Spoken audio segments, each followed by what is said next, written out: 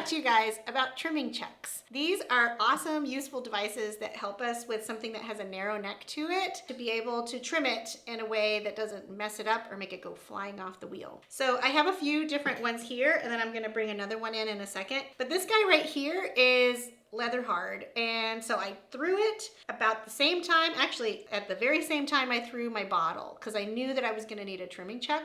And to be perfectly honest, the leather hard ones are my favorite ones to use. The reason why it's my favorite is because I don't have to use clay to secure it, because the clay itself grips to itself. Whereas in my studio though, because a lot of times both students, they maybe have never made a trimming chuck, and how many times have you been in the studio and you make a bottle and you're like, crap, I forgot about how I'm gonna trim this baby. So I have a bunch of bisque fired trimming chucks that we go ahead and use. So this one is a smaller one. You can tell this one is for something that has like a wide body, but the neck of it is pretty short. So the shorter you can use of a trimming chuck, the better, because the higher that it is, the harder it is to sort of keep it stable. When you're lower down to the wheel, that center of gravity is just more convenient. But if we have a long neck, then you need a taller trimming chuck. Another option, this guy right here is tall and narrow. So now in the studio, sometimes people want to use it this way, and to be perfectly honest, you can use it this way. This one I trimmed and bisque fired, but it's gonna be weightier right here because I keep the clay a little bit on the thicker side so that it holds tight to the wheel. So I tend to pretty much just make my trimming chucks to be used in one direction. I think I made this one to make a lamp, and this one right here was, you know, for a coil pot or something like that that I made.